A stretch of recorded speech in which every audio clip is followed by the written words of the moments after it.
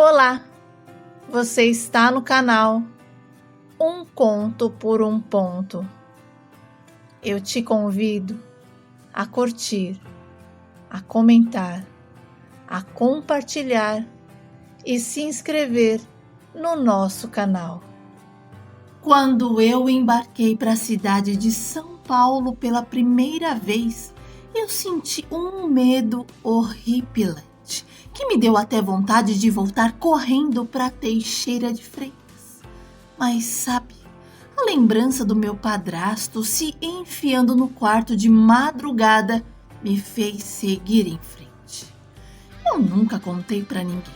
E o pior era quando eu tentava abrir a boca para insinuar alguma coisa para a mamãe. Ela me dizia que ele era como um pai para mim e que tinha me criado como uma filha. Olha, e para evitar muita coisa, eu decidi ir para bem longe deles. E peguei toda a minha economia, uma espécie de cofrinho que o meu pai havia feito para mim e que só com 18 anos eu tive acesso. E a mamãe sempre dizia que tinha criado os filhos, para o mundo. Então, quando eu e os meus irmãos decidimos sair de casa, ela foi a primeira a nos apoiar, incentivar e nos assegurar que se precisássemos voltar para casa, as portas estavam abertas. Bom, e quando eu me despedi da minha mãe, ela falou para mim que eu era forte e corajosa, igualzinho ao meu pai, e que tinha muito orgulho de mim. E naquele momento, eu senti a sinceridade dela. Sabe, apesar de não ser uma mãe melosa, dava para ver que nos amava muito. E durante a viagem, eu me sentei ao lado de uma mulher que logo puxou o assunto. E não demorou muito para que começássemos a conversar. O nome dela era Eva. E fiquei sabendo que ela vinha da Bahia também. Tinha ido visitar a mãe depois de anos sem se ver e parecia que estava mais aliviada com a ideia de voltar, mas também com um peso no coração por novamente deixar a mãe para trás. E quando eu pensei que o nosso assunto havia acabado, a Eva começou a me encher de perguntas. Queria saber tudo sobre mim. Olha, a Eva foi uma enxurrada de curiosidade. E foi nesse momento que eu me abri com ela e contei sobre as visitas noturnas do marido da minha mãe no quarto e como ele me olhava assim de um jeito estranho. E falei que, para evitar problemas para todos, eu tinha decidido me mudar. E a Eva até se emocionou com a minha história. E com um olhar triste, ela me disse que, infelizmente, ela também havia passado por algo parecido, mas que no caso dela, houve consumação. E para não ser envergonhada, ficou, calada e sofreu com aquilo sozinha. A Evinha chorou tanto, que eu senti vontade de abraçá-la e a abracei. Eu não sei o que aconteceu, mas viajamos o tempo todo de mãos dadas. Inclusive, quando paramos para comer alguma coisa, o motorista perguntou se ela era minha mãe. E a Evinha, toda sorridente, respondeu que poderia ser, mas não era. E entre uma conversa e outra, a Evinha me convidou para ficar em sua casa. E eu fiquei surpresa, sabe, com o convite. E perguntei se ela não tinha medo de receber estranhos. E a Eva disse que lidar com pessoas era sua rotina diária.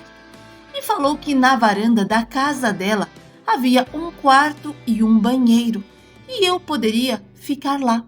E como eu não tinha nenhum lugar em vista, olha, eu aceitei. E da rodoviária pegamos um táxi até a sua casa. E ela não me deixou ajudar a pagar a corrida, dizendo que eu era visita e que eu guardasse o meu dinheiro para usar para buscar por um emprego. A Evinha me apresentou a sua casa, onde eu conheci o gato Meliante e os 2 cachorros, Patrulha e Militar, que a vizinha tinha cuidado enquanto ela estava fora. E eu fui me familiarizando com tudo. O meu quarto era muito espaçoso, sabe? E tinha uma vista maravilhosa. E eu fiquei encantada com aquele lugar. Eu até senti uma paz ali que há muito eu não sentia. Como se, finalmente, eu tivesse encontrado um cantinho para recomeçar. E agradeci a Deus por aquela oportunidade. Bom, e durante a nossa convivência, eu descobri que a Eva, ela era delegada. E me surpreendi porque eu nunca havia imaginado que uma mulher tão sensível ocupasse uma posição tão importante. A Evinha me explicou como tudo funcionava e por que tinha decidido seguir aquela carreira. E olha, se você visse a Evinha, nunca diria que ela era alguém que fazia a lei acontecer, sabe? Porque ela era como eu, como a vizinha que tinha medo de barata e principalmente de andar de avião. Por trás de uma delegada firme e destemida existia uma mulher cheia de simplicidade e com os mesmos medos e mania que qualquer pessoa. E isso fazia eu me sentir ainda mais à vontade com ela, como se fosse parte da família. E com ela eu aprendi muitas coisas. Ela era do tipo mãezona e, como toda mãe, puxava minha orelha, me mostrava o caminho certo do bom viver e só dormia quando eu chegava. E um dia, numa conversa sobre amores e relacionamentos, a Evinha me contou que gostava de se relacionar com mulheres. Inclusive, estava reatando com a sua namorada. Mas que eu não era para me preocupar porque a Sueli era maravilhosa e iria gostar muito de mim, porque eu era uma menina do bem. E aquilo foi outra surpresa para mim, porque, como eu disse, ela era muito diferente de qualquer imagem que eu pudesse fazer dela. A Evinha era cheia de facetas e a cada descoberta eu entendia que ela era alguém que não precisava se encaixar em rótulos para ser autêntica. E quando a Eva reatou com a Sueli, a casa ficou mais divertida e alegre. A Su era super animada, cheia de energia e sempre fazia todos darem risada. E como já era aposentada, ela ficava mais tempo em casa. E então a gente convivia bastante. Além das risadas e das histórias, ela também me ensinou muitas coisas. Claro, sempre com aquele jeito leve e bem-humorado de quem já viveu bastante e sabia ver a vida de uma forma simples. E elas me tratavam como filha. E sabe, com a ajuda da Sueli, eu comecei a trabalhar numa empresa de papel. Ela conhecia alguém lá dentro e com apenas 2 telefonemas eu consegui uma vaga. E eu fiquei tão agradecida e aliviada porque as minhas economias estavam indo embora. E como eu nunca tinha trabalhado antes, fiquei um pouco perdida na empresa, tentando entrar no ritmo das coisas e entender as máquinas, o que para mim foi uma das partes mais difíceis. E às vezes eu até chorava pensando que não ia dar conta, mas tanto a Evinha quanto a Sueli me incentivaram a não desistir. E com o tempo eu fui pegando jeito e me adaptando, fazendo amizade e tudo foi dando certo. Nossa, e a parte mais engraçada da minha vida foi quando a encarregada da sessão, a dona Magali, fez aniversário e decidiu comemorar num restaurante. No começo, eu não queria ir, mas as meninas insistiram tanto que eu acabei cedendo. Então, eu fui lá, comprei um relógio de presente, porque a dona Magali era apaixonada por relógios. E quando eu entreguei o presente, ela ficou tão feliz, quase como uma criança. E isso me fez sentir ainda mais parte da equipe. Olha, naquela noite eu comi à vontade, bem mais do que as outras meninas. Elas pegavam, só um pouquinho de cada coisa. E a moça anotava no papel. E eu achei estranho, sabe? Porque a Thelma era a única que levava, 2 marmitas. E lá no restaurante, onde tudo estava à vontade, ela pegou só um pouquinho. E o prato dela não pesou muito. Eu pensei, nossa, deve ser porque tem gente diferente, né? No fundo, eu até achei que era uma questão de educação. Enfim, e eu comi até dizer chega. E o pessoal que era mais baladeiro, assim, sem pressa de ir embora, ficou conversando. E eu, já cheia, decidi ir embora. E me despedi de todo mundo. E quando eu estava saindo, uma das meninas me chamou dizendo que eu tinha esquecido a minha comanda e que eu deveria deixá-la lá no caixa. E então eu peguei a comanda e fui até lá, entreguei e dei tchau pro rapaz. E quando eu estava saindo, ele me chamou e falou que eu precisava pagar a conta. Conta? Que conta? Eu estava em um aniversário. E aí ele me explicou. E sinceramente, eu achei aquela comemoração um saco. E o preço então, meu Deus, quase de uma festa de verdade. E eu foi revoltada, porque lá na minha cidade nunca tinha sido convidada para um aniversário assim. E para ser sincera, eu nem sabia que isso existia. Olha, na minha cabeça, esse tipo de comemoração deveria, ser banido da terra. A festa de aniversário para mim é aquela tradicional, que a gente vai lá, come, bebe, dá o presente e depois vai embora e ainda sai levando um pratinho. Oxi! E aquela vergonha que eu passei foi tão grande que eu não tive coragem de contar para ninguém da fábrica. Eu só contei para a Su e para a Evinha e elas se racharam de rir e ainda me disseram que eu precisava, ser mais esperta, porque senão o mundo iria me engolir. E eu, apesar de morrer de vergonha, não pude deixar de rir também. Gente, eu só dava fora.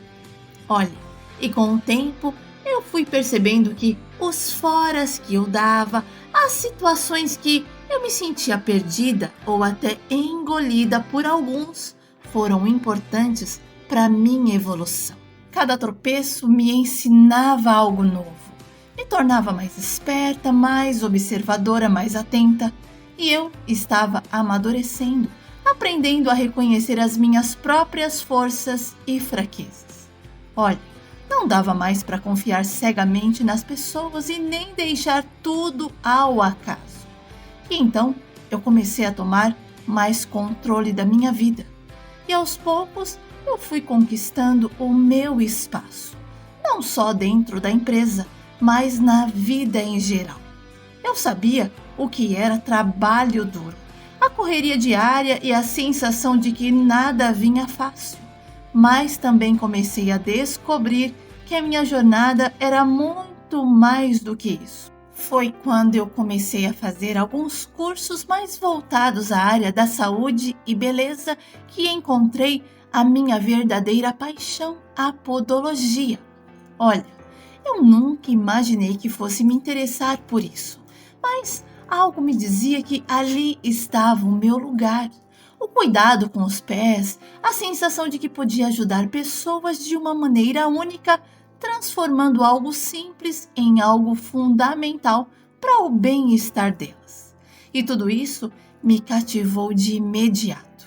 Eu estava pronta para mergulhar nessa área de cabeça e não foi fácil, porque a concorrência era grande, mas a paixão que eu sentia pelo trabalho e o desejo de crescer me motivaram a ir além. E eu comecei a estudar mais a fundo a podologia. Fiz cursos especializados, busquei tudo que podia me tornar uma profissional completa. E sabe de uma coisa? O que antes parecia só uma ideia distante estava se tornando uma meta real. E cada cliente que eu atendia, cada novo conhecimento que eu adquiria, eu sentia que estava realmente mudando de vida, construindo a minha independência e ganhando um reconhecimento que nunca tinha imaginado. Olha, a Eva e a Sueli fizeram parte do meu crescimento e nunca deixaram de me apoiar, nem mesmo quando, antes de realmente evoluir, eu engravidei. Isso mesmo. Infelizmente, eu me deixei levar por palavras bonitas, por promessas não cumpridas. E quando eu pensei que aquele amor era todo meu, só meu, eu descobri que o meu namorado era noivo e não quis me assumir. E nem assumir a criança. Confesso que eu não sabia nem por onde seguir.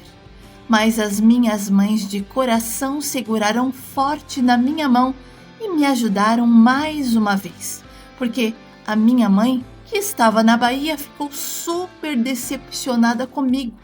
Ela disse que não esperava que eu aprontasse uma dessas. E olha, ficou um tempão sem falar comigo. Eu até entendi o lado dela, mas eu também fiquei triste pelo jeito que ela me tratou. Bom, o meu filho Valentim nasceu rodeado de amor, com duas avós maravilhosas, que o mimaram desde o primeiro segundo. As duas estavam sempre ali, cuidando dele. O Valentim teve tudo do bom e do melhor. E sabe de uma coisa? Mesmo com os meus erros, minhas falhas, eu nunca fui julgada. As avós dele me tratavam com um amor incondicional, como se cada passo em falso fosse apenas mais uma parte do caminho a superar, e não um peso a ser carregado. Elas viam o melhor de mim, viam o amor que eu tinha pelo Valentim e o esforço que eu fazia para ser a mãe que ele merecia. Eu sabia que a vida nem sempre seria fácil, que as dificuldades viriam, mas com essas duas mulheres ao meu lado, sempre havia uma sensação de que eu estava sendo amada do jeito certo. E quando o meu filho completou 10 anos, eu conheci o Rogério, um policial filho de um amigo da Evinha. Olha, a gente tinha ido no aniversário do pai dele. E nesses acasos da vida, acabamos nos apaixonando e tudo foi dando certo entre nós. O Rogério era separado e o seu filho havia falecido tragicamente em um acidente na piscina, na casa dos pais da ex-esposa. E sabe, desde então, ele desenvolveu um pavor enorme de piscinas. E quando a gente começou a se envolver, isso virou uma questão, porque o Valentim amava a piscina e o Rô ficou preocupado, sentindo que precisava superar aquele medo. E por conta própria, ele começou a fazer terapia para conseguir lidar com a situação e entender o que havia acontecido era algo isolado e que aquela experiência não precisava se repetir. Olha, mas eu tinha dó, porque quando ele viu meu filho pular na piscina, as mãos dele suavam e ele precisava sair de perto. E com o tempo, a terapia foi ajudando. Me casei com o Rogério e juntos tivemos o Luiz Felipe. E tudo isso aconteceu há mais de 20 anos.